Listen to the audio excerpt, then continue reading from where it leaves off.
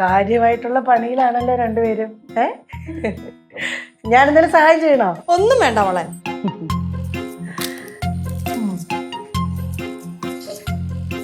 ചെറിയ അടുക്കള ആണെങ്കിലേ നല്ല രസമായിട്ട് ഇവിടുത്തെ അടുക്കള കാണാൻ. ഞങ്ങളുടെ അവിടുത്തെ അടുക്കളയുണ്ട്, വലിയ അടുക്കളയാ. പക്ഷെ ഒരു കാര്യമില്ലെന്ന് പറയുന്നത് ശരി.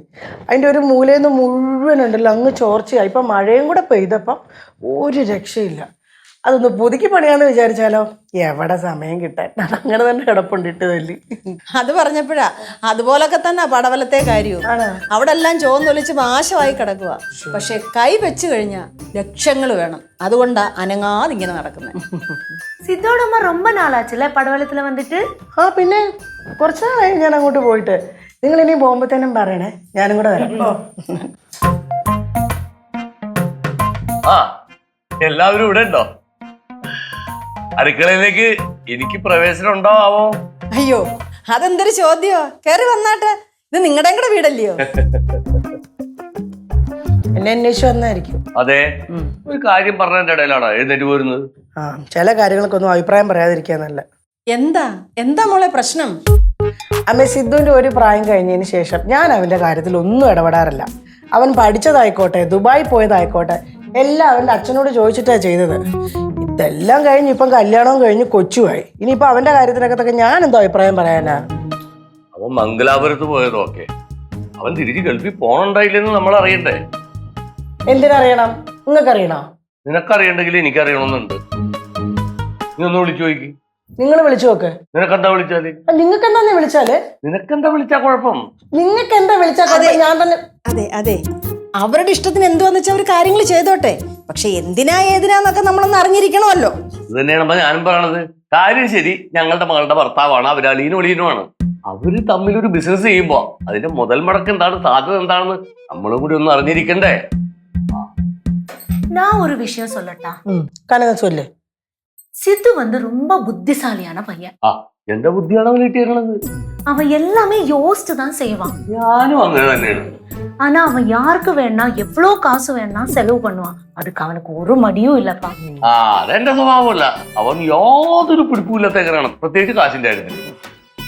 ഇപ്പൊ ഞാൻ ഒരു കാര്യം പറയട്ടെ, അവൻ മംഗലാപുരത്ത് പോയിട്ടില്ലേ, ബിസിനസ് സ്റ്റഡി ചെയ്യാനെന്നും പറഞ്ഞിട്ട് അവൻ ലക്ഷങ്ങൾ വാരിക്കൊരു ചെലവാക്കും. അവന്റെ പെങ്ങൾ എന്തെങ്കിലും ചോദിച്ചു കഴിഞ്ഞാല് അവക്കും ഇഷ്ടം പോലെ അവൻ എടുത്തു കൊടുക്കും. എനിക്ക് മനസ്സിലാവും അത്, പക്ഷെ ഇവക്കത് പറഞ്ഞാൽ മനസ്സിലാവൂല.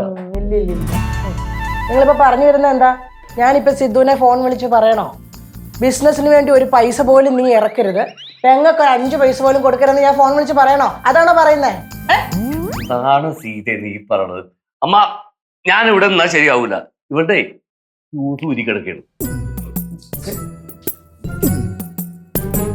சித்தோட அப்பா சொன்னதுலயும் காரியம் இருக்கு. എന്റെ ഫ്യൂസ് ഊരി കിടക്കാന്ന് പറഞ്ഞോ? அது இல்ல, சித்து நிறைய காசு செலவு செய்வான்னு சொன்னது. அவனுக்கு காசு விஷயத்துல பெரிய கண்ட்ரோல் எல்லாம் இல்ல. ஆனா இங்க நிக்கும் போது லெச்சு எல்லாத்துக்குமே ஒரு கண்ட்ரோல் வைப்பான்.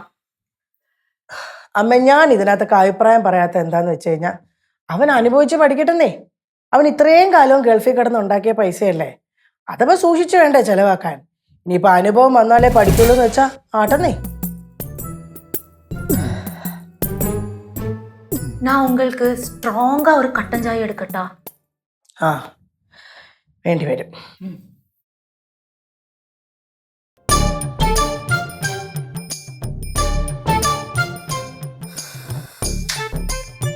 പറയടേ, ആണോ?